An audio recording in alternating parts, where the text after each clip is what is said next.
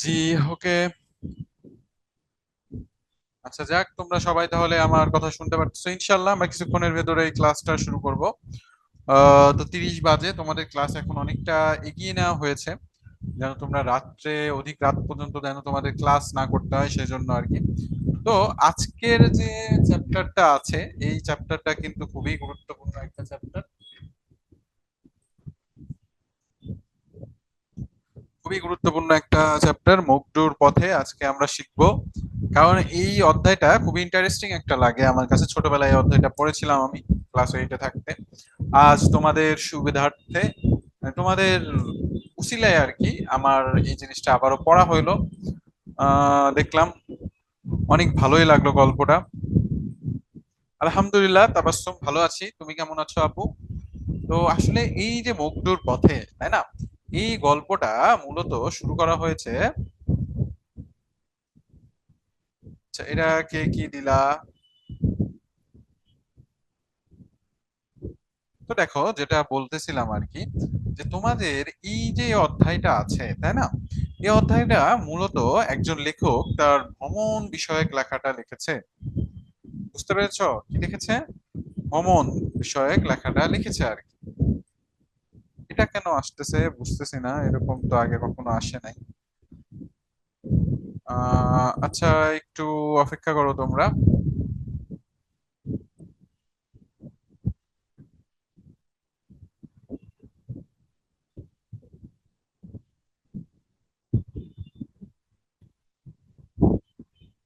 ঠিক আছে, তাহলে চলো আমরা ইনশাল্লাহ শুরু করি তোমাদের ক্লাস মকডুর পথে। আচ্ছা, তো এই যেটা বলতেছিলাম, যে তোমাদের এই অধ্যায়টা সাধারণত বলা হয়েছে যে একটা ভ্রমণ বিষয়ক লেখার উপর। কি বিষয়? ভ্রমণ বিষয়ক। মানে একজন লেখক ছিলেন যিনি মায়ানমারে গিয়েছিলেন, মকডু নামক একটা শহরে মায়ানমারের। তো সেই বিষয়েই তোমাদেরকে এখানে তুলে ধরেছেন, যে একটা অন্য দেশের যে একটা ঐতিহ্য আছে, সেই ঐতিহ্যর ব্যাপারে তোমাদের তুলে ধরা হয়েছে আর কি। আমার মুখ দেখাবো? আচ্ছা, নাও দেখালাম। তো যেটা বলতেছিলাম, যে এই যে অন্য দেশের যে একটা ব্যাপার আছে, তাই না, যে অন্য দেশের ঐতিহ্য কেমন, আমাদের দেশের থেকে কতটা আলাদা, এই যে ঐতিহ্যগুলো আছে, এই জিনিসগুলাই মনে করো আমাদের তুলে ধরা হয়েছে এখানে। তো আমরা আজকে মায়ানমার সম্পর্কে, মায়ানমারের একটা শহর সম্পর্কে আমরা কিছু জানবো ইনশাআল্লাহ। ওকে। তো দেখো, মোটামুটি সন্ধ্যার দিকে আলো আধারিতে 24শে মে 2001 সালে মিয়ানমারের বার্মার সীমান্তে শহর মুকডুর পথে নেমে আমার মুখ, চোখ, কান ও হৃদয় অচেনা আবেগে উপচে পড়ল। আচ্ছা, তার মানে এখানে লেখক বুঝিয়েছেন যে তিনি সন্ধ্যার দিকে 24শে মে 2001 সালে মিয়ানমারের বার্মার সীমান্তে শহর মুকডুর পথে তিনি নামেন। ঠিক আছে, সালটা মনে রাখবা, 24শে মে 2001 সাল। ওকে। তো এই দিনে তিনি মিয়ানমারে যায় এবং তিনি প্রথম যে মিয়ানমারের যে ঐতিহ্য সেটা দেখার একটা সৌভাগ্য তার হয়ে ওঠে। এখন দেখো, একটা দেশ থেকে যখন আমরা আর একটা দেশে যাই, বা একটা শহর থেকে যদি আমরা আর একটা শহরে যাই, আমাদের কিন্তু মনটা অনেক ভালো লাগে। কারণ কি? কারণটা খুবই ইজি ভাইয়ারা এবং আপুরা, যে এক একটা দেশ বা এক একটা শহর বা এক একটা গ্রাম, যদি আমি বলি, এই এক একটা গ্রামের কিন্তু এক এক রকম ঐতিহ্য থাকে, এক এক রকম সৌন্দর্য থাকে। তো যখন আমরা নতুন কোনো সৌন্দর্য দেখি বা নতুন কিছু দেখি, আমরা কিন্তু সেখানে আকৃষ্ট হই, ঠিক কি না? যেমন ধরো, তোমরা যদি নতুন একটা টিচার দেখো, তোমরা কিন্তু অনেক অ্যাক্টিভ থাকো ওই ক্লাসে, তাই না? এবং সেখানে স্যারের সাথে একটা কথোপকথন করার একটা চেষ্টা করো তোমরা খুবই বেশি। কারণ কি, আমরা নতুন জিনিসটাকে দেখতে পছন্দ করি, ঠিক না? মানে নতুন সবকিছু আমাদের কি লাগে? ভালো লাগে। তো এটাই কবি তার প্রথম লাইন দ্বারা বুঝেছেন, যে তিনি যখন নতুন একটা জায়গায় গেলেন, যার পরে তার জায়গাটা কি লাগলো? অনেক ভালো লাগলো। ওকে। তো এই পর্যন্ত কি সবাই ক্লিয়ার? এই পর্যন্ত আশা করি বোঝার মতন তোমরা সব কিছু নেই। সবাই আশা করি বুঝতে পেরেছো।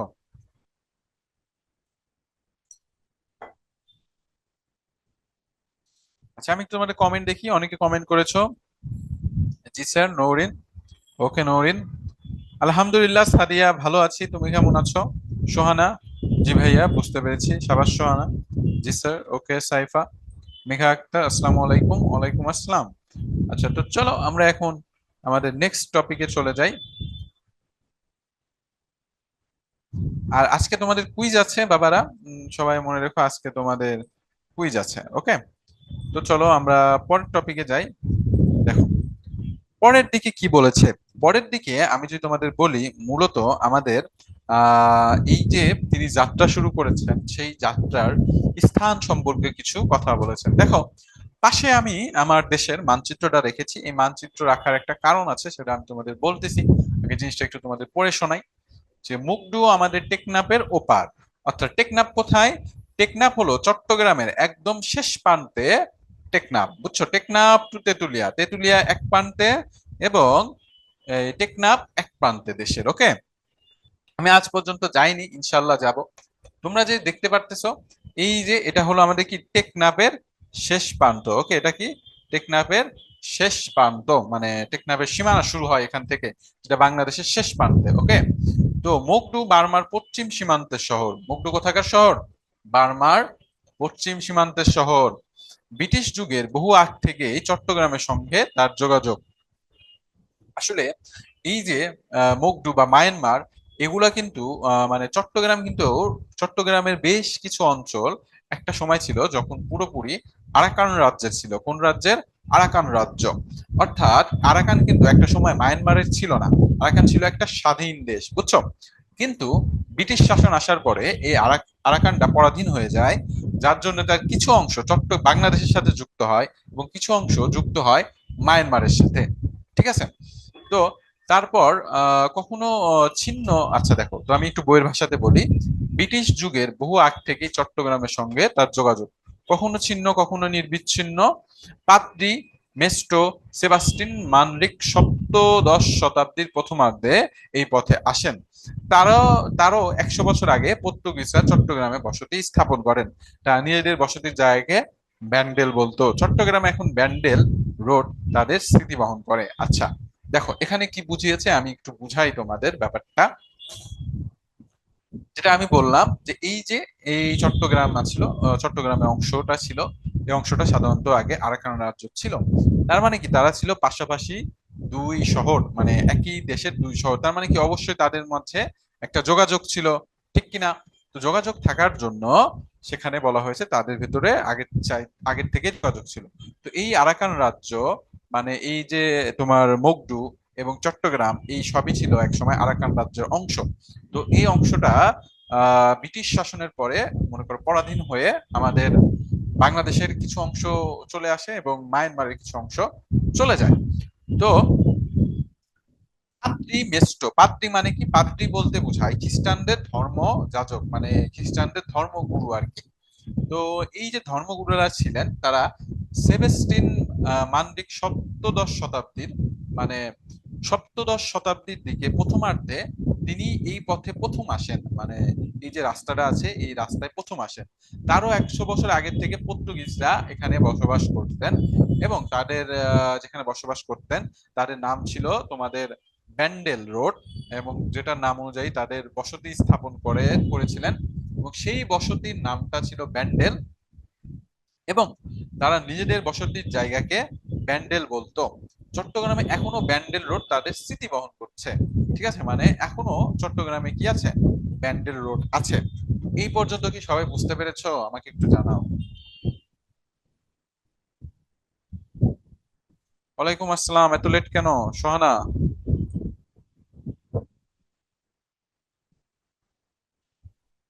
ওয়ালাইকুম আসসালাম।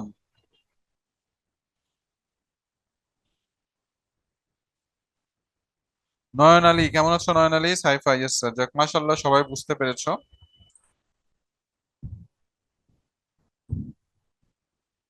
হ্যাঁ, আজ কুইজ আছে স্নেহা। আজকে কুইজ রাখছি তোমাদের জন্য, ইনশাল্লাহ কুইজ দিয়ে দিব। হ্যাঁ, কুইজ হবে, অবশ্যই কুইজ হবে। কুইজ হবে, খেলা হবে, অনেক মজা হবে, তাই না? আচ্ছা, তোমরা ঠাকুমার ঝুড়ি কে কে দেখতা বলো?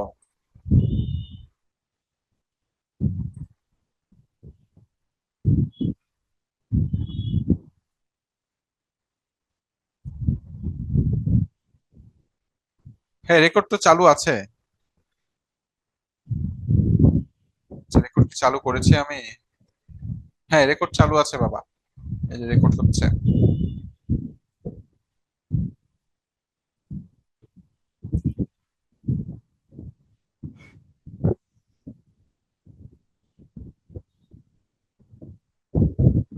আমি এখনো দেখি, বুঝছো, ঠাকুমার ঝুড়ি ভালো লাগে আমার কাছে। তো ওখানে একটা কথা আছে না, ঠাকুমার ঝুড়ি খুলবে, মজার গল্প হবে, খেলা হবে। তো চলো আমরা এখন খেলি, মানে পড়ি আর কি। তো দেখো, আমরা দেখলাম, আমরা টেকনাফ সম্পর্কে জানলাম। এই পরের ব্যাপারটা কি বলেছে দেখো। সন্ধ্যার আধার ঘনিয়ে আসার পরে আমরা অভিবাসন ও শুষ্ক দপ্তর থেকে ছাড়া পেয়ে খাঁচা ছাড়া পাখির মতন উড়াল দিলাম। আচ্ছা, অভিবাসন, অভিবাসন মানে কি, একটা দেশ থেকে যখন আর একটা দেশে হয়, তখন কিছু নিয়ম থাকে। সেই নিয়মগুলো দেখা হয় যে তুমি কি সঠিক নাগরিক কিনা, তোমার পাসপোর্ট ঠিক আছে কিনা, এটাকে বলা হয় অভিবাসন। ওকে। তো মানে এই অভিবাসন ও শুল্ক দপ্তর থেকে, শুল্ক দপ্তর মানে কি, কর। শুল্ক মানে কি, শুল্ক দপ্তর বলতে কর, মানে যখন একজন অন্য দেশ থেকে আসে তখন তাকে অভিবাসন দপ্তরে যেতে হয়, দেশে ঘোরার অনুমতি নিতে হয়, শুল্ক দপ্তর থেকে ছাড়পত্র নিতে হয়। তো তিনি এই ছাড়পত্র নিয়ে আহ, এখন কি তিনি স্বাধীন হয়ে গেলেন। এর আগে কিন্তু তিনি চাইলেই পুরো মায়ানমার শহর ঘুরতে পারতেন না। স্বাধীন হয়ে তিনি তাকে খাঁচার মুক্ত পাখির সাথে কি করলেন, তুলনা করলেন। এই পথে আসতে পেরে খুশি হয়েছে, পথে আরাকান পড়বে, আরাকান রাজ্যে ধ্বংসপ্রাপ্ত প্রাচীন রাজধানী স্নায়কও দেখতে পাবো। আচ্ছা, দেখো এখানে কি বলেছে, মানে এই পথে তিনি এসেছেন, এই পথে তিনি দেখতে পারবেন আরাকান রাজ্য এবং তার রাজধানী শায়োগও তিনি দেখতে পাবে। এক সময় আরাকান বার্মা থেকে আলাদা স্বাধীন রাজ্য ছিল, যেটা আমি তোমাদের আগেই বললাম যে এক সময় কি ছিল, এই যে আরাকান রাজ্য আছে এটা এক সময় পুরোই কি স্বাধীন রাজ্য ছিল, বুঝছো। তার পরিধি ছিল উত্তর ফেনী নদী থেকে আন্দামান সাগরের কাছাকাছি পুরো বঙ্গোপকূল, মানে বিশাল বড় একটা সীমানা নিয়ে এই আরাকান রাজ্য ছিল, এবং সেই সীমানাটা আমি তোমাদের দেখাবো একটু পরে। সেখানে এসেই পড়েছে এখন আরাকান রাজ্যের রাজসভার দৌলভ কাজী আলোয়ান সাহিত্য চর্চা করেছেন। সেখানেই আলোয়ান কি করেছেন, সাহিত্য চর্চা করেছেন। তারপরে দেখো কি বলেছে, ছোটবেলা থেকেই চট্টগ্রামের পাশে অপূর্ব মিয়ানমারের কথা শুনে এসেছি। রূপকথায় গল্পের মতো আজ তা বাস্তবে ভেসে ওঠে সন্ধ্যায় আলো ছড়ায়। অন্ধকারে পায় গাঢ় হয়ে এসেছে আকাশে মেঘের কোলে শুল্ক পক্ষের চাঁদ। আমার হাতে কাঁধে ঝোলাঝুলি, শুল্ক অফিসের চৌহদ্দি পেরিয়ে 50 কদম না যেতেই বাঁ দিকে বড় বড় রেস্তোরাঁ, পায় জনমানবহীন। ডান দিকে মোড় ঘুরতেই দেখি মিয়ানমারের কুমারী পানীয়ের পসরা নিয়ে বসেছে। কুমারীরা কি নিয়ে বলেছে, পানীয়ের পসরা নিয়ে বসেছে। আচ্ছা, কুমারী বলতে বোঝানো হয়েছে যে যারা এখনো মানে বিয়ে করেনি, বা মনে করো যে ছোট মেয়েগুলোকে এখানে কুমারী দ্বারা বোঝানো হয়েছে। তারা কি বলেছে, যে পানীয় মানে বিভিন্ন ধরনের শরবত, এগুলো নিয়ে কি বলেছেন, বেচার জন্য নিয়ে বসেছেন, এটা বলেছেন আর বলেছে আর কি। একেবারে ঝুপড়ি দোকান, মানে একেবারে ছোট দোকান। ঝুপড়ি, ঝুপড়ি মানে কি, মানে দালান কোঠাময় নয়। মনে করো যে এই যে থাকে না, মনে করো যে একদম সাদামাটা দোকান, কুঁড়ে ঘর যেটা আমরা বাংলায় বলি, এরকম ঝুপড়ি দোকান। কুমারীর দোকানের পাশেই তার আরেকটি সেরকম দোকান। তারপরে সামনে শুরু হয়েছে বাড়িঘর, দোকান, পথ নেমে পড়েছে তরুণ তরুণী, মেয়ে পুরুষ পথে পথে। আচ্ছা, তো তিনি সেখানকার কি বললেন, সেখানকার যে পরিবেশ আছে সেই পরিবেশের কথা তিনি তুলে ধরলেন, যে আমি একটু যাওয়ার পরে দেখলাম কুমারী মেয়েরা পানীয় নিয়ে বসেছেন, মানে পানীয় মানে কি, শরবত, ফলের রস, এগুলো নিয়ে বসেছেন। কুমারীর দোকানের পাশেই তার একটি সেরকম আরো দোকান আছে, এবং তার পাশেই রাস্তা নেমে গেছেন, যেখানে অনেক তরুণ তরুণীরা কি করছেন, ঘুরে বেড়াচ্ছেন এবং রাস্তায় আড্ডা মারতেছেন, এরকম কিছু আর কি বোঝানো হয়েছে। তো দেখো, তোমাদের রাজ্যটা আমি একটু দেখাই,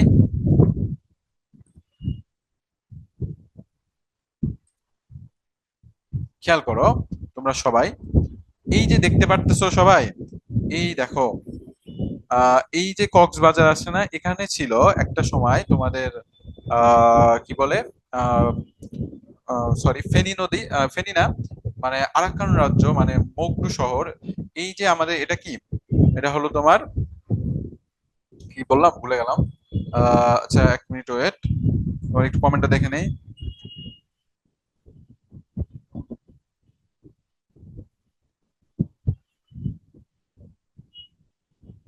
আচ্ছা, দেখো, একটু খেয়াল করো তোমরা। এই যে তোমরা এটা দেখতেছো, এই যে মানচিত্রটা আছে, মানচিত্রটা পুরোপুরি আসে নাই, বুঝছো? যাই হোক, একটু খেয়াল করো তোমরা সবাই। এই যে এটা হলো আমাদের টেকনাফ, তাই না? এটা কি আমাদের টেকনাফ? তো একটা সময় ছিল যখন এই যে তুমি দেখতেছো আন্দালা সি, এই যে সমুদ্র সৈকত, মানে এই পুরোটুক, এই যে এই পুরোটুক রাজ্যই ছিল এক সময় আরাকান রাজ্য। কি ছিল? আরাকান রাজ্য। কি ছিল বাবারা? আরাকান রাজ্য, বুঝছো? তো দেখো, আমি তোমাকে আরেকটু ক্লিয়ার মানচিত্রটা দেখাই, তাহলে এই যে এটা দেখলে তোমরা আরো ভালো বুঝবা। দেখো, এই যে এইটুকু পুরোই ছিল এক সময়, মনে করো যে আমাদের আরাকান রাজ্যের অংশ, বুঝছো? তো এই এত বড় একটা মানচিত্র দেশ নিয়ে গঠিত ছিল আরাকান রাজ্য, কিন্তু ব্রিটিশ শাসন আসার কারণে তারা মনে করো তাদের স্বাধীনতা হারিয়ে ফেলে, এবং এইভাবে তারা তাদের রাজ্যের কিছু অংশ বাংলাদেশের কাছে হারায় এবং কিছু অংশ মায়ানমারের কাছে হারিয়ে ফেলে। ওকে, তো এই পর্যন্ত আশা করি তোমরা সবাই ক্লিয়ার, বুঝতে পেরেছো? যাক, আচ্ছা, আবার একটু প্লিজ। আচ্ছা, যেটা আমি বলেছিলাম যে একটা সময় ছিল যখন মনে করো এটা এই যে পুরোটুক দেখতেছো, এই পুরোটুকু ছিল আরাকান রাজ্য। কি ছিল? আরাকান রাজ্য, এই পুরোটুকু, বুঝছো? কিন্তু ব্রিটিশরা, সরি, ব্রিটিশরা এখানে কি করে, মনে করো এখানে আসে এবং তারা তাদের রাজত্ব স্থাপন করে। রাজত্ব স্থাপন করার পরে তারা পুরো বাংলাদেশ, তারপরে ইন্ডিয়া, মানে পুরো ভারতবর্ষ আর কি, তখন তারা শাসন করতে শুরু করে। তো তখন যখন শাসনের শেষের দিক হয়, তখন তারা, মানে সেই সময় তারা বিভাজনটা এমন ভাবে করে যে এই যে মায়ানমারের দিকে কিছু অংশ আরাকান রাজ্যের পরে এবং কিছু অংশ বাংলাদেশের ভিতরে চলে আসে। তো এটাই আর কি, তো কবি এটাই বুঝিয়েছেন আর কি, যে এই যে আরাকান রাজ্য ছিল, মানে একটা সময় পুরো স্বাধীন রাজ্য ছিল, মানে বাংলাদেশ যেমন স্বাধীন, কারো আন্ডারে না, তেমন এই আরাকান অংশও কোনো মায়ানমার বা বাংলাদেশের কারো আন্ডারে ছিল না, তারা কি ছিল? স্বাধীন রাষ্ট্র ছিল। তো এটাই আর কি বোঝানো হয়েছে। তো চলো আমরা পরবর্তীতে যাই।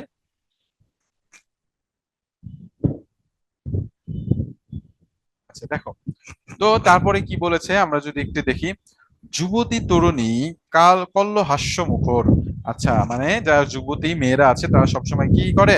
হাসি মুখর থাকে। আমরা কিন্তু দেখি বাংলাদেশের মেয়েরাও কিন্তু, যারা একটু মনে করো কম বয়সী মেয়ে, তারা কিন্তু সবসময় কি থাকে? হাসি খুশি থাকে, বুঝছো? কি থাকে? হাসি খুশি থাকে না? তোমরা যেমন অনেক হাসি খুশি থাকো, তাই না? তেমনও মনে করো সেই দেশের মেয়েরাও কি থাকে? অনেক হাসি খুশি থাকে। বাড়ির সামনে দোকানের বাইরে দাঁড়িয়ে আছে কেউ কেউ যুবক যুবতী পৌর বৃদ্ধা, মানে বাড়ির সামনে বা দোকানের বাইরে অনেক যুবক যুবতী বা অনেক বৃদ্ধাও বা মধ্যবয়স্কর মানুষেরা কি আছে? দাঁড়িয়ে আছে। কবি এটা দেখছেন। মিয়ানমারের সবাই লুঙ্গি পরে। কি পরে? লুঙ্গি পরে। ইন্টারেস্টিং ফ্যাক্ট কি জানো?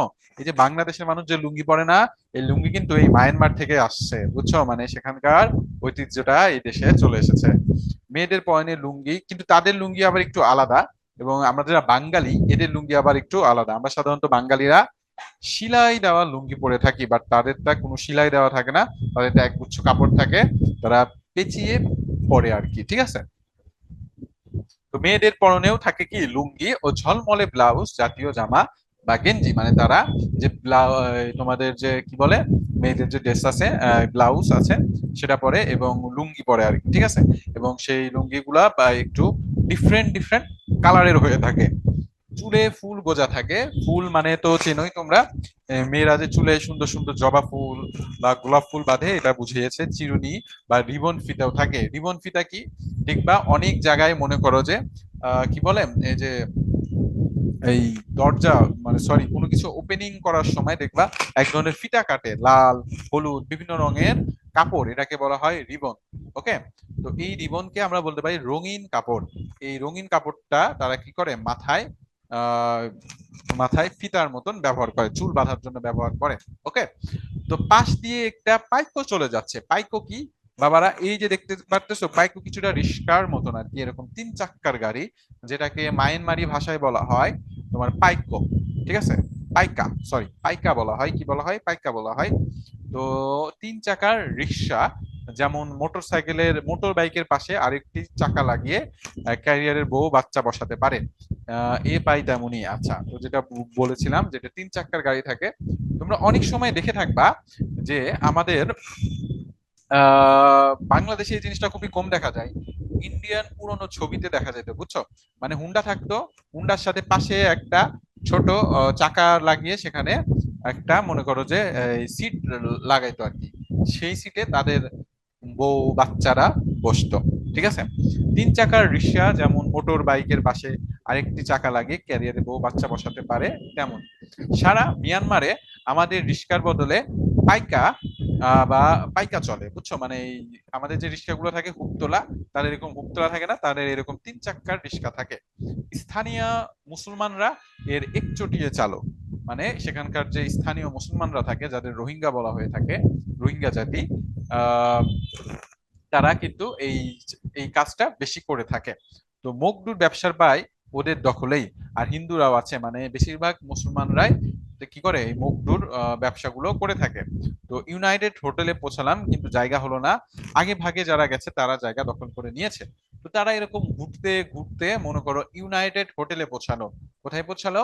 ইউনাইটেড হোটেলে। ওকে, পৌঁছিয়ে তারা দেখলো সেখানে তাদের জায়গা হলো না, কারণ তারা কিছুটা যেতে লেট করে ফেলেছে। সেজন্য তারা মন খারাপ করে আবার সেখান থেকে বস্তা গস্তা গুছিয়ে চলে আসে। সামনের দিকে আমরা পড়তেছি। আগে বলো, এই পর্যন্ত তোমরা কোথায়, সবাই কি বুঝেছো, নাকি কেউ বুঝতে সমস্যা আছে? দীপান্বিতা? Yes sir, clear. ওকে।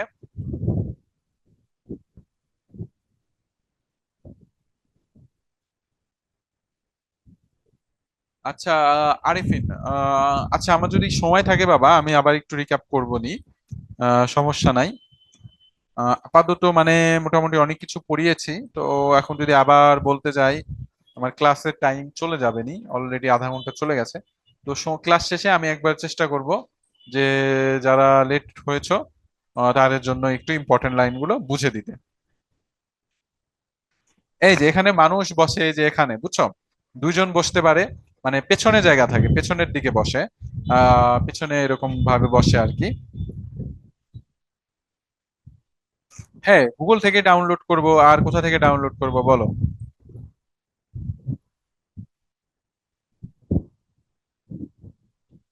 হ্যাঁ, ক্লাস শেষে বুঝাই দিবনি। ওকে। ওকে, ওকে, ঠিক আছে বাচ্চারা। সোহানা, ওয়ালাইকুম আসসালাম। কয়বার সালাম দাও আপু তুমি? বলো। আচ্ছা, তো চলো আমরা পরের দিকে যাই। তো যেটা বলতেছিলাম, দেখো, তো তারা দেখলেন প্রায় অনাথের মতো বোচকা বুচকি নিয়ে নতুন হোটেলের উদ্দেশ্যে চলমান হলেন। মানে তিনি দেখলেন যে হোটেলে গিয়ে তিনি কোনো জায়গা পেলেন না। তারপরে তিনি কি বললেন, তার যে বস্তা আছে, মানে ব্যাগপত্র আছে, সেগুলো গুটিয়ে নিয়ে আবারও নতুন হোটেলের খুঁজে ছুটতে লাগলেন। আমরা খুঁজে পেতে যে হোটেল পেলাম তার অবস্থা শোচনীয় বললে কম বলা হয়। মানে তারা খুঁজতে খুঁজতে একদম, মনে করো, 5 স্টার হোটেল থেকে একদম নিম্নমানের হোটেলে পৌঁছালো। বেড়ার ঘরের দোতলায় মাঝ বারান্দায় বসেই টের পেলাম এটা 4র্থ শ্রেণীর হোটেল হতেও পারে। ঠিক আছে? এটা কোন শ্রেণীর হোটেল? 4র্থ শ্রেণীর হোটেল, মানে একটু নিম্নমানের হোটেল আর কি। কাঠের যেমন তেমন দেওয়াল, বিছানায় গিয়ে পরখ করে দেখি উঁচু নিচু চষা জমির মতো তোষক, মশারিতে বিচিত্র বিপরীত ধর্মী নানা রকম উৎকট উৎকট দুর্গন্ধ। মাথার উপরে পাখা আছে, কিন্তু রাত 9টার পর তো বিজলি থাকবে না, তখন গ্লাভস পরে হাত ধোয়ার অবস্থা হবে। নিলাম ফ্যান, ফ্যান ছাড়া একটি কক্ষ। পরে মনে পড়লো ফ্যান থাকলেই বা কি, আমার তো রাতে ফ্যান সহ হয় না, বাতিও থাকবে না রাতে। মানে কবি রাত্রে যে হোটেলে পৌঁছাইলেন, সেখানে গিয়ে দেখলেন যে মানে একটু নিম্নমানের হোটেল, এবং বুঝতে পারলেন যে রাত 9টার পরে তো এখানে কারেন্ট থাকে না। তাই তিনি কি করলেন, একটু চালাকি করলেন। তিনি কি করলেন, ফ্যান ছাড়া রুম নিলেন, যেন একটু ভাড়া কম লাগে। বুঝতে পেরেছো? এবং সেখানে গিয়ে দেখলেন যে দুর্গন্ধ, কিন্তু পরে দেখলেন ফ্যানও নেই, তো ভাবলেন যে ভালোই হয়েছে, আমার তো রাত্রে ফ্যান লাগে না। কারণ কি, অনেকের আছে যাদের, মনে করো, ফ্যানের বাতাস সহ হয় না, বুঝছো? তো এই যে এই ব্যাপারটা কবি তার কথাই তুলে ধরেছেন আর কি।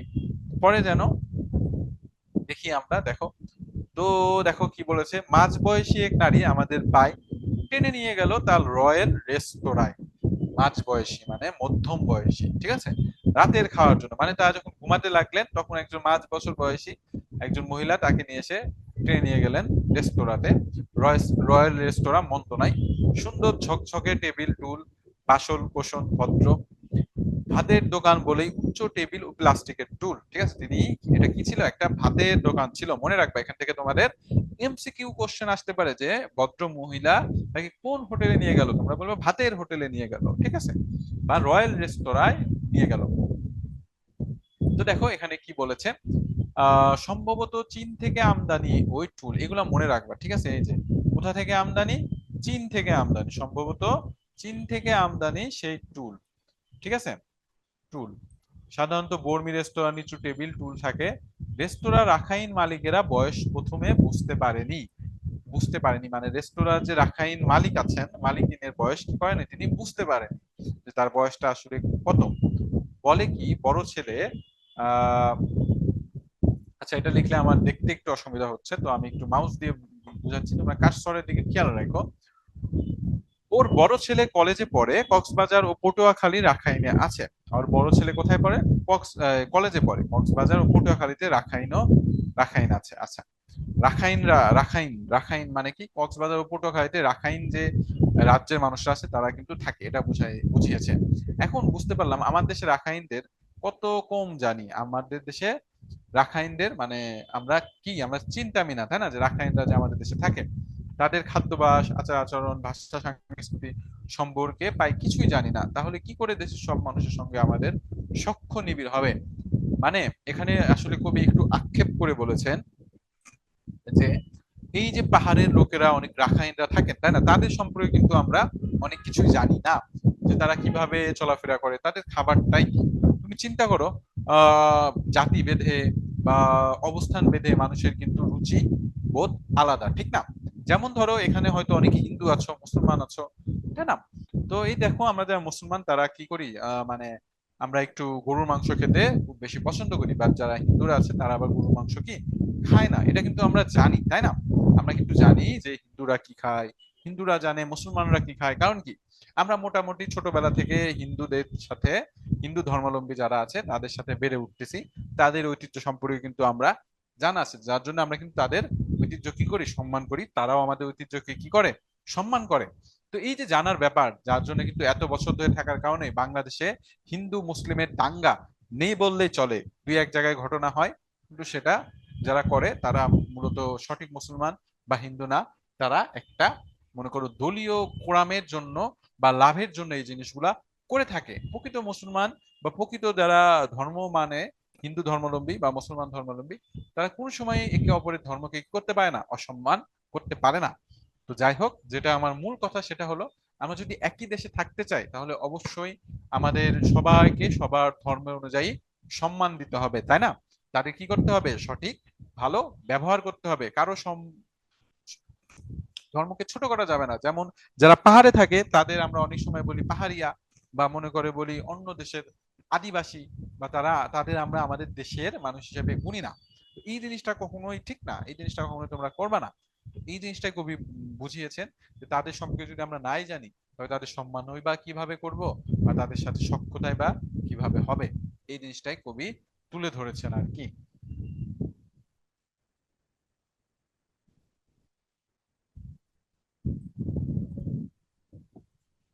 তো আমরা দেখলাম এই পর্যন্ত জানলাম। এখন আসো তাদের একটু খাবার সম্পর্কে আমরা জানি, ঠিক আছে, খাবার দাবার মাশাল্লাহ আমাদের অনেক ভালো লাগে, সবারই ভালো লাগে। চলো আমরা একটু খাবার দাবার সম্পর্কে জানি। তাই আগে তোমাদের একটু কমেন্ট নিয়ে নেই, দেখি কি অবস্থা। সব বুঝতে পেরেছি। সোহানা কিছু বলবা আপু, তুমি আমাকে সালাম দিচ্ছ একটু পর পর। ওয়ালাইকুম আসসালাম। আচ্ছা আচ্ছা, 3বার সালাম, আচ্ছা সালাম একবার দিলেই হয় বাবা, ঠিক আছে, এতবার সালাম দিতে হবে না।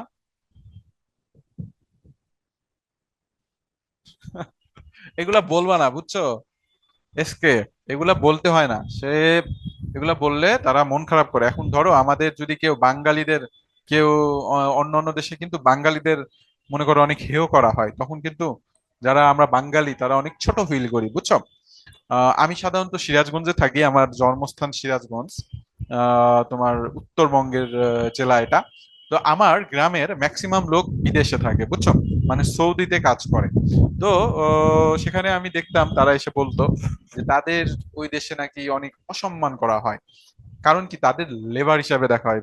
এর জন্য এই না যে তারা মনে করো যে ছোট কাজ করে, কারণ হলো তারা বাঙালি, বাঙালিদের মনে করো ম্যাক্সিমাম দেশে অনেক ছোট করে দেখা হয়। তো এই জিনিসগুলো আমাদের মোটেও করা ঠিক না। অবশ্যই এর একটা কারণও আছে, বুঝছো, কারণ আমরা বাঙালিরা খুবই ভালো, মানে এই জন্য অনেক জায়গায় বদনাম হয়। তো যাই হোক, তোমরা আশা করি সবাই আহ, তাসবিয়া এগুলা বলতে হয় না, ঠিক আছে? ওকে, তো সবাই কি বুঝতে পেরেছো? বলো, কারো কোনো সমস্যা আছে?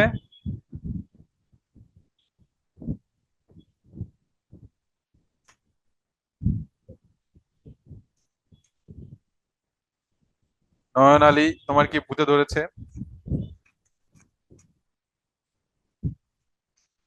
ওকে তাসবি, ঠিক আছে, বুঝতে পেরেছি। জি স্যার, ওকে, নো প্রবলেম। ওকে, ভেরি গুড। তো দেখো, এখন আসি তাদের খাবার দাবারের ব্যাপারে, বুঝছো। তাদের খাবার দাবার অনেক মজার। দেখো তো এখানে কি বলেছে, পোড়া লঙ্কা কুচলে নুন তেল দিয়ে ভর্তা করলো। আচ্ছা, পোড়া লঙ্কা মানে কি? পোড়া লঙ্কা বলতে বোঝায় যে মরিচ যে আছে এগুলো পুড়িয়ে নুন এবং তেল দিয়ে কি করে, ভর্তা করে। একটা প্লেটে তার সঙ্গে দিল কচি লেবু পাতা। প্লেটে কি দিল? কচি লেবু পাতা দিল, যেন একটু সুগন্ধ আসে, ঠিক আছে। খাস চট্টগ্রামের খাবার। আসলে এদের থেকে চট্টগ্রামের বড়ুয়ারা এই খাবার নিয়েছে, বুঝছো। আহ বড়ুয়ারা কি করেছে, খাবার নিয়েছে, মানে তাদের রেসিপি এই চট্টগ্রামরা নিয়েছে।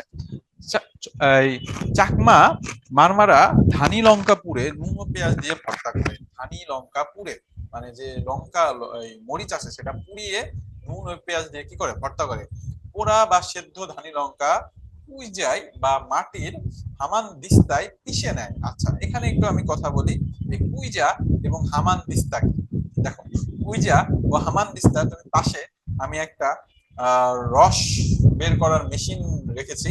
তো এটা কিছুটা এরকমই একটা মেশিন, যেটা দ্বারা মনে করো কোনো একটা রস বা জাতা কলে দিলে সেটা কি হয়, যায় পিষ্ট হয়। তো এটা একটা মনে করো যে পিষ্ট মেশিন, বা ধরতে পারো আহ, মানে একটা রস বের করার একটা কি মেশিন। তো এটাই হলো কুইজা বা মাটির হামান দিস্তা, ঠিক আছে। এটার শব্দ অর্থটা মনে রাখবা। এই শব্দ অর্থ তোমাদের বইয়ে দেওয়া আছে, দেখে নিবা একটু।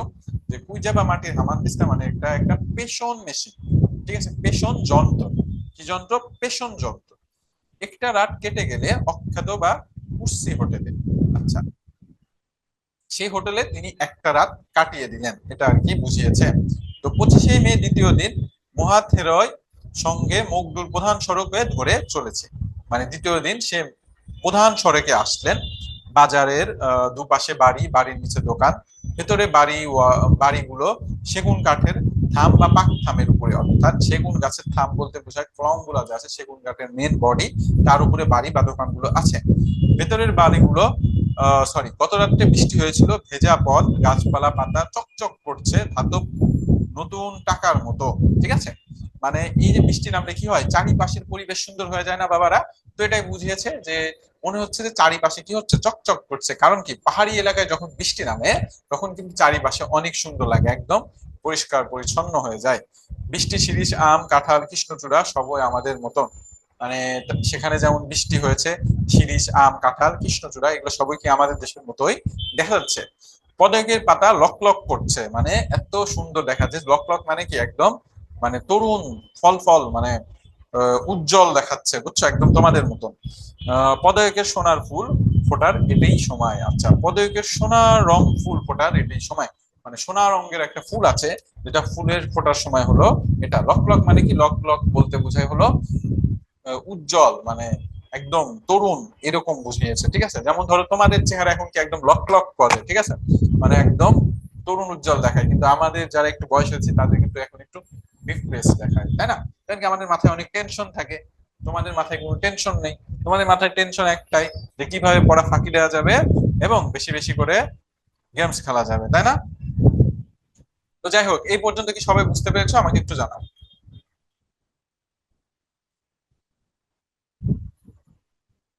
ওকে, 920।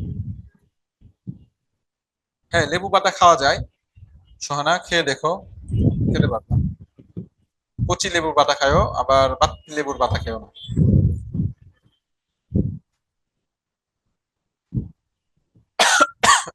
টাকা ধাতব হয় না? কয়েন কয়েন কয়েন কি ধাতব হয় না?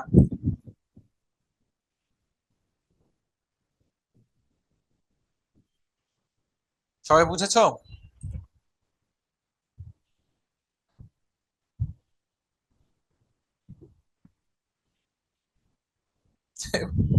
আচ্ছা, তা তুমি খাইতে চাইলা, তার মানে কি তুমি ছাগল? বলো।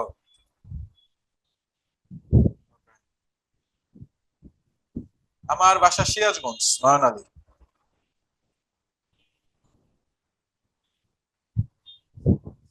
আচ্ছা, ঠিক আছে।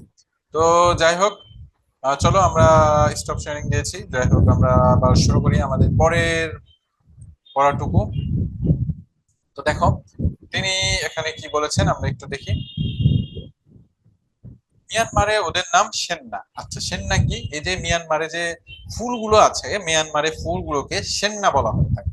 সেন্না মানে কি? ফুল। মনে রাখবা, সেন্না বলতে কি বোঝায়? ফুল। ওকে। মুগডুর কিছু গাছ ব্রিটিশ আমলের, মানে সেই ব্রিটিশ আমলে গাছগুলো রোপণ করা হয়েছে। ওদের বয়স শতাব্দী বা তারও বেশি। বৃষ্টি, শিরীষ, তেঁতুল এবং একটি কম বয়সী নারিকেল গাছ আছে, কাঠগোলাপ ও সোনালু। নারিকেল সর্বত্র।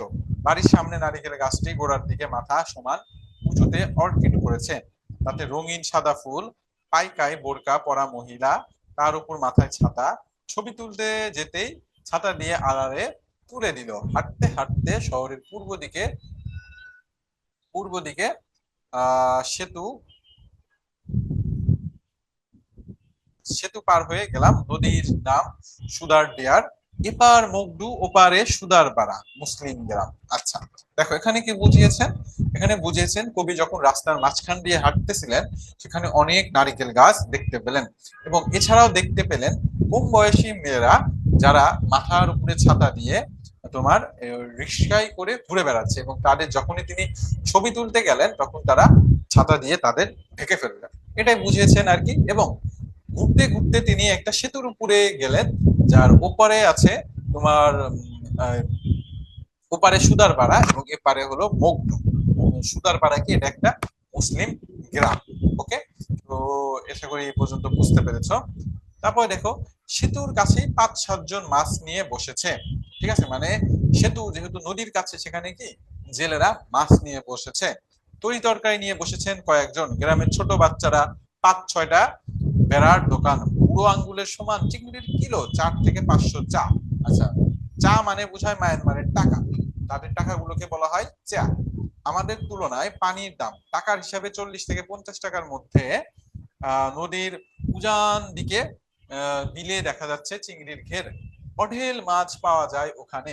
চায়ের দোকান থেকে লোকজন আমাদের দিকে তাকিয়ে আছে। মগডুতে এখন প্যান্ট দেখেনি। আচ্ছা, সেখানকার মানুষরা যেহেতু বেশিরভাগ লুঙ্গি পরে, সেজন্য যখন লেখক গেলেন, তিনি তো পরেছিলেন মনে করেন যে প্যান্ট, তাই তারা ড্যাব ড্যাব করে তাকিয়ে আছেন, কারণ তারা কোনো সময় লুঙ্গি পরা লোকদের, মানে প্যান্ট পরা লোকদের দেখে নাই, শুধু আমাদেরই পরনে প্যান্ট।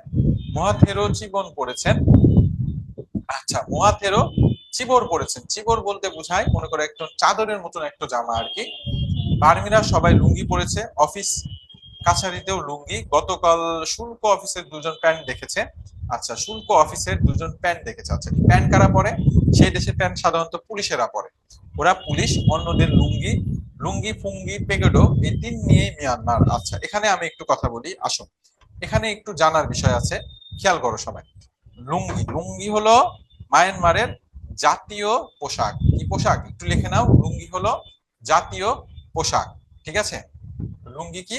জাতীয় পোশাক। সবাই একটু লিখে নিও, লুঙ্গি হলো জাতীয় পোশাক। আর ফুঙ্গি বলতে বোঝায় আহ মায়ানমারদের ধর্ম যাজক। মায়ানমারদের ধর্ম যাজক। ওকে। মায়ানমারদের ধর্ম যাজক, যারা মনে করো যে তাদের ধর্ম ব্যাপারে শিখায়, এবং এছাড়াও তারা হলো ভিক্ষাও করে থাকে। ওকে। প্যাগোডো বলতে বোঝায় বৌদ্ধদের মন্দির। কি বোঝায়? বৌদ্ধদের মন্দিরকে বলা হয় প্যাগোডো। ওকে। আর ফুঙ্গি হলো এই বৌদ্ধদের ধর্মগুরু। বা ধর্মগুরু বলতে পারো। ফুঙ্গি মানে কি, বৌদ্ধদের ধর্মগুরু। আর প্যাগোডা মানে বৌদ্ধদের মন্দির। ঠিক আছে, ক্লিয়ার কি এই পর্যন্ত? বলো। আসলে আজকে নোটপ্যাড পাই নাই, তা না হলে আমি লিখেই দিতাম। হ্যাঁ, আজকে কুইজ আছে। এই পর্যন্ত কি সবাই লিখেছো?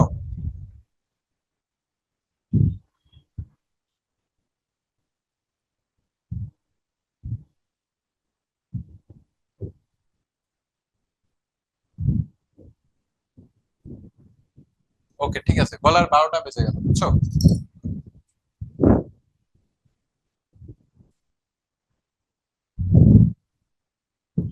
এই বাংলা নেওয়ার থেকে গণিত আর বিজ্ঞান নেওয়া ভালো লাগে। এত কথা বলতে হয় বাবারা। তো এছাড়াও দেখো, এখানে তারা বিভিন্ন ধরনের শব্দ দিয়ে দিয়েছেন। যেমন ধরো গম মানে ভালো, মানে তাদের ভাষায় ছাম্মান বা সাম্পান, এটা হলো একটা ছোট নৌকা বোঝায়। তাদের ভাষায় কি বোঝায়? ছোট নৌকা। ছা মানে শাবক। থামি বর্মি রমিনীদের সেলাইবিহীন লুঙ্গি। থামি বর্মি মানে কি, রমিনীদের বর্মি রমণীদের সেলাইবিহীন লুঙ্গি, মানে সেখানকার মেয়েরা যে লুঙ্গি পরে থাকে সেটা হয় সেলাইবিহীন, যেটাকে বলা হয় থামি। ইত্যাদি অনেক শব্দ বার্মা ও আরাকান থেকে চট্টগ্রাম হয়ে বাংলা ভাষায় ঢুকেছে। তো এই শব্দগুলো একটু মনে রাখবা। যে লুঙ্গি ফুঙ্গি প্যাকেটও, এই তিন নিয়ে মিয়ানমার, মানে এই তিনটা তাদের ঐতিহ্য। এবং বুঙ্গি হলো বৌদ্ধ ভিক্ষুক। গম হলো মনে করো জাম্মান বা সাম্পান। গম মানে ভালো। ছাম্মান মানে বা সাম্পান মানে ছোট নৌকা। ছা বলতে বোঝায় শাবক। আর থামি মানে বোঝায় বর্মী রমণীদের সেলাইবিহীন লুঙ্গি। ওকে। তো এই শব্দগুলা তোমরা একটু ভালোভাবে নোট করে নাও। ঠিক আছে, কারণ এগুলা থেকে কিন্তু পরীক্ষায় এমসিকিউ আসে। ওকে। মানে স্কুল পরীক্ষা দেখবা এরকম জায়গা থেকে এমসিকিউ দিয়েছে।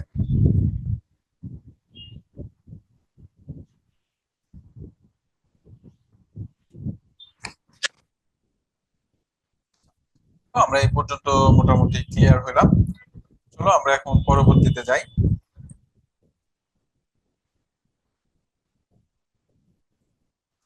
পরবর্তীতে কি আছে? বাঁশের চালে যাত্রীদের সঙ্গে ভঙ্গি। ভঙ্গি বলতে কি, যে বললাম বৌদ্ধদের ধর্মযাজক যারা সাধারণত ভিক্ষাও করে থাকে।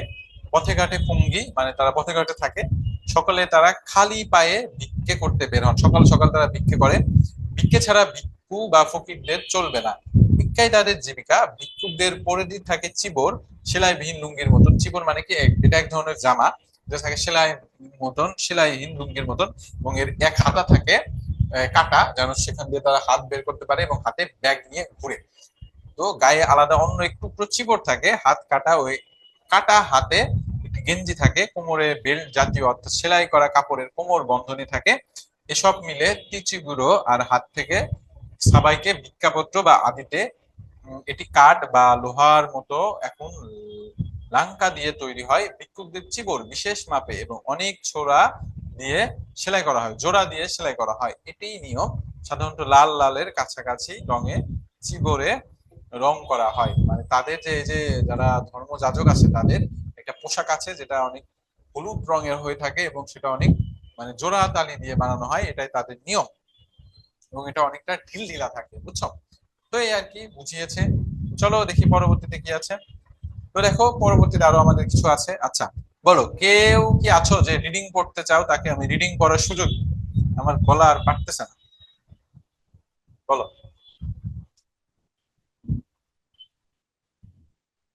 কেউ আছো রিডিং পড়বা?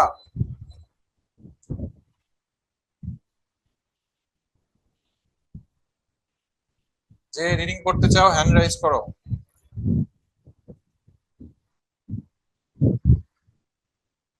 ওকে, হ্যান্ড রাইজ করো। এই লাস্টের এই পার্টটা একটু রিডিং পড়ো। আমি তোমাদের এখান থেকে যে শব্দগুলো কঠিন আছে সেগুলো বুঝিয়ে দিব। কে সবার আগে? মাহি আফতাব, সাইফা। আচ্ছা, মাহি আফতাব, ওকে আফতাব তুমি পড়ো।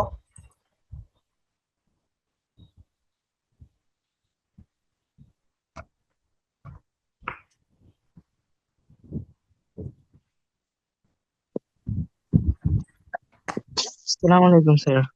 ওয়ালাইকুম আসসালাম মাহির, কেমন আছো ভাইয়া? আলহামদুলিল্লাহ ভালো আছি, আপনি কেমন আছেন? এই তো ভাইয়া আলহামদুলিল্লাহ ভালো আছি। তো স্যার একটু হেল্প করো এবং রিডিং করো এই পেজটা। কোনখান থেকে? এই যে বার্মায় ফুঙ্গিদের অত্যন্ত সম্মানের চোখে দেখা হয়। বার্মায় ফুঙ্গিদের অত্যন্ত সম্মানের চোখে দেখা হয়। ছেলে বুড়ো যুবক যুবতী সবার পরিধানে লুঙ্গি। স্কুলের পোশাকেও লুঙ্গি জামা বা শার্ট। বার্মি মুসলমান হিন্দু বড়ুয়া খ্রিস্টান সবার লুঙ্গি। বার্মিরা শার্টটি লুঙ্গির নিচে গুছিয়ে দেয়। মংরুল মুসলমানরা শার্ট পরে লুঙ্গির বাইরে। বার্মা থেকে চট্টগ্রাম হয়ে বাংলাদেশে লুঙ্গি প্রবেশ করে। মাত্র ১০০ বছরের মধ্যে সারা বাংলাদেশ হয়ে ওঠে পশ্চিমবঙ্গ পর্যন্ত লুঙ্গি চলে গেছে। লুঙ্গি, শার্ট ও বার্মি কোট, মাথায় বার্মি টুপি, দুই পায়ে ফিতের মজবুত স্যান্ডেল বার্মিদের জাতীয় পোশাক। লোকজন আমাদের দেখছে, আমাদের পোশাক ও চালচলন ওদের থেকে ভিন্ন। সব দেশের লোক বিদেশিদের চিনতে পারে। সেতু পেরিয়ে ফিরে আসছে। কত দূর এসে মূল রাস্তা থেকে ডান দিকে বার্মি পাড়ায় ঢুকে পড়লাম। রাস্তায় মোড়ে খালি জায়গায় বড় সিঁড়ির গাছের নিচে মিয়ানমারের তরুণীরা নুডলস বিক্রি করছে। ভাসমান দোকান। সকালের টিফিনে এরকম এক দোকানে পুলক সহ খেয়েছি। নুডলস, পোড়া লঙ্কা গুঁড়ো, তেঁতুল টক, কলার খোর ইত্যাদি সবজি দিয়ে স্যুপ, ডিম সেদ্ধ মিশিয়ে খেয়েছি। ওকে, ভেরি গুড ভাইয়া। ওকে, তো দেখো এখানে মূলত কি বলেছে যদি দেখো, এখানে বার্মায় ফুঙ্গি, ফুঙ্গি মানে কি, ওই যে ধর্মযাজক যারা আছেন তাদের অত্যন্ত সম্মান করা হয়, এবং এখানকার মানুষেরা ম্যাক্সিমামই কি পরে থাকে, লুঙ্গি পরে থাকে। তার লুঙ্গি পরে ওই লুঙ্গির উপরে মনে করো প্যান্ট শার্ট যা থাকে ইঙ্ক করে থাকে, ঠিক আছে। তোমরা হয়তো ওই যে ইন্দোনেশিয়ান অনেক মুভি দেখেছো, হরর মুভি দেখতে পারো। ইন্দোনেশিয়ান হরর মুভিগুলো অনেক ভালো লাগে। তো সেই মুভিগুলোতে দেখবা ছেলেরা মেয়েরা অনেক সময় এরকম লুঙ্গি পরে থাকে, এবং এই লুঙ্গির সাথে তাদের পোশাকও থাকে ওইরকম। তো এটাই বুঝিয়েছে, এবং সেখানে যে খাবার দাবারের ব্যাপারগুলো আছে সেখানে বুঝিয়ে মানে তুলে ধরেছেন আর কি। তো এখানে মোটামুটি তোমাদের আর কিছু বুঝার নেই। তো আমরা অলমোস্ট শেষের দিকে এসেছি।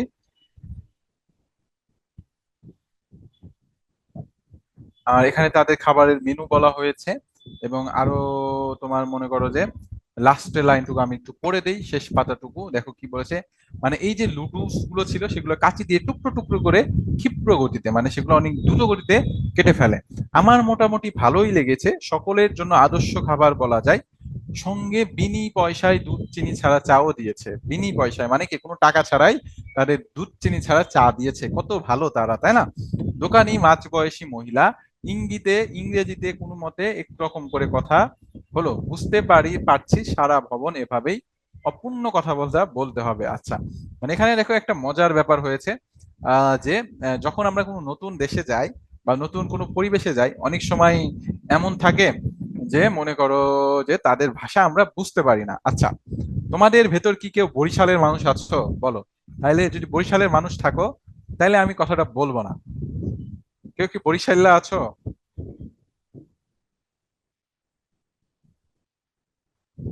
কেউ কি বরিশাল্লা আছো? এনিওয়ান? কেউ বরিশাল্লা নাই? আচ্ছা ঠিক আছে, তাইলে বলা যায়, বুঝছো। ব্যাপারটা হলো, আমি যখন প্রথম ঢাকা আসি তখন তো মেসে থাকতাম। তো সেখানে আমার একটা বরিশাল্লা বন্ধু আছিল, মানে বরিশাল্লা বন্ধু না আর কি, বড় ভাই, মুন্না ভাই। তো সেই মুন্না ভাই বরিশাল্লা ভাষায় কথা বলতো। সে এত কথা বলতো, দেখা যায় তার 80% আমি বুঝতাম না, বুঝছো। মানে কি দিয়ে কি বলতো কিছুই বুঝতাম না। তো তিনি কথা বলতেন, আমি বলতাম হ্যাঁ ঠিক আছে। মানে কি, তার আর আমার ভিতর কমিউনিকেশন গুলা 4 মাস যে ছিলাম এরকম ভাবেই হয়েছে। মানে আধা বোঝা বুঝিয়ে এরকম আর কি। তো এরকম কখন হয়, যখন মনে করো যে আমরা এক জায়গা থেকে আরেক জায়গায় যাই বা নতুন কোনো পরিবেশের সাথে আমরা মানিয়ে নেই, তখন এই জিনিসটা হয়ে থাকে। ওকে, তো দোকানটির দিকে এগিয়ে গেলাম, মাথার উপরে ছত্রাকার শিরীষ গাছের নিচে পলিথিন টাঙিয়ে দিয়েছে। মানে তিনি সেখানে গেলেন এবং দেখেন সেখানে উপরে পলিথিন টাঙানো, যেন পানি না লাগে। লম্বা ব্রেঞ্চিতে খাবারের বড় বড় ডেকচি, টুল আছে বসার। তরুণী বলল, আহ বেকিকিনি শেষ। বেকিকিনি মানে কি, বেচা কেনা আর কি। শেষ, নুডলস আছে, কিন্তু মশলাপাতিতে তেঁতুলের ঝোল ফুরিয়ে গেছে। মশলাপাতিতে তেঁতুলের ঝোল কি গেছে, ফুরিয়ে গেছে। ওখান থেকে একটু এগিয়ে চায়ের দোকানে ঢুকলাম। মালকিন বসে আছে চেয়ারে। আহ রোহিঙ্গা মুসলিম বয় আছে দুজন, কিন্তু বিস্কুট বা সেরকম কোনো খাবার নেই। দুধ চিনি চা, বিনি পয়সায় চা আছে। দোকানের ভেতরে অনেক মহিলা চুরুট সিগারেট ও পান বেচতে বসেছেন। অন্য মহিলারা আছে রান্নাঘর, চা বানিয়ে দিচ্ছে। মহিলারা চিরস্বাধীন, দোকানের মালিক তারা। সবই খুব সাধারণ মানের। চা খেয়ে বেরিয়ে এলাম। মানে আরেকটা দোকানে গেল, যেখানে গিয়ে দেখলেন মহিলারাই সব বিক্রি করছেন, চা, সিগারেট এগুলা তারা বিক্রি করতেছেন। এখন তাও বাংলাদেশে মনে করো যে বহুত ভাইরাল কেক বিক্রেতা পাওয়া যায়, যারা মনে করো রাস্তায় রাস্তায় কি করে, কেক বিক্রি করে। কিন্তু একটা সময় বাংলাদেশে এমন ছিল যে মহিলারা সাধারণত আহ কি বলে যে বাসার বাহিরেই বের হতেন না, মানে এটা আমাদের ঐতিহ্য ছিল আর কি, যে বেশিরভাগ মহিলারা ঘরে বসে কাজ করতেন। এমন না যে তাদের কাজ করতে মানা ছিল, তাদের কাজ করতেন বিভিন্ন কুটির শিল্প তারা তৈরি করে থাকতেন। কিন্তু অন্য দেশে তিনি লেখক যে দেখলেন যে মনে করো যে সেখানকার যে মেয়েরা আছে তারাও পুরুষদের মতো সমান হারে কাজ করেন। তো এই যে ব্যাপারগুলা, এই ব্যাপারগুলোই তিনি এই পুরো কবিতাতে তিনি লিখেছেন। ওকে, যে একটা দেশের থেকে আরেকটা দেশের যে মনে করো যে পরিবেশ আছে বা ঐতিহ্য আছে সেটা কতটা আলাদা, এই ব্যাপারগুলোই তিনি বুঝিয়েছেন। ঠিক আছে, তো তোমাদের এই ছিল আর কি গল্প। তো এখন বলো, কারো যদি কোনো সমস্যা থাকে এখন আমাকে বলতে পারো। ও বাহ, মাশাআল্লাহ। আচ্ছা শোয়েব, তোমাদের এই যে চট্টগ্রামে একটা দাওয়াত হয় না, কি যেন দাওয়াত বলে তোমার? সাউন্ড কম না বাবা, সাউন্ড ঠিকই আছে, তোমার নেটওয়ার্ক সমস্যা হতে পারে। ওকে, তো কোনো সমস্যা নেই। তো আমারও কোনো সমস্যা নেই ইনশাআল্লাহ। তোমাদের ক্লাস শেষের দিক। আচ্ছা, একজন স্টুডেন্ট বলেছিল তোমাদের লাস্টের অপশনে এই প্রথমের দিকে একটু সমস্যা হয়েছিল। আসলে প্রথমে আমি তেমন কিছু বুঝিনি, জাস্ট একটা জিনিস বুঝিয়েছি যে একটা সময় ছিল যে মনে করো যে এই যে আরাকান রাজ্য আছে, মানে বর্তমানে যে যেটা আমাদের চট্টগ্রাম এবং মায়ানমারের যে আরাকান রাজ্য, এই সম্পূর্ণটুক একটা সময় একত্রে ছিল। ঠিক আছে, একত্রে ছিল, এবং এই সময়টা আরাকান রাজ্য ছিল সম্পূর্ণ স্বাধীন। কিন্তু ব্রিটিশ শাসন আমলের সময় আরাকান রাজ্য ব্রিটিশদের শাসনে চলে যায়, এবং পরবর্তীতে তারা যখন চলে যায় তখন তারা এমনভাবে বিভাজন করে যে তার কিছু অংশ চলে যায় বাংলাদেশের ভেতরে এবং কিছু অংশ চলে যায় মায়ানমারের ভেতর। এই জিনিসটাই আর কি কবি ফুটিয়ে তুলেছেন। তো আমরা এখান থেকে অনেক কিছু শিখলাম ইনশাআল্লাহ। তো এখন আমি তোমাদের ইটা দিয়ে দিচ্ছি, কি বলে, তোমাদের কুইজটা দিয়ে দিচ্ছি। তোমরা সবাই কুইজ দাও এবং ভালোভাবে কুইজের অ্যান্সার করো। তোমরা 5 মিনিটের ভেতর কুইজ পেয়ে যাচ্ছ ইনশাল্লাহ, তোমাদের চ্যাট বক্সে দিয়ে দিচ্ছি। তো আজকে এই পর্যন্তই থাকলাম। আল্লাহ হাফেজ, আসসালামু আলাইকুম। সবাই ভালো থেকো, সুস্থ থেকো এবং এডু পরিবারের সাথে থেকো।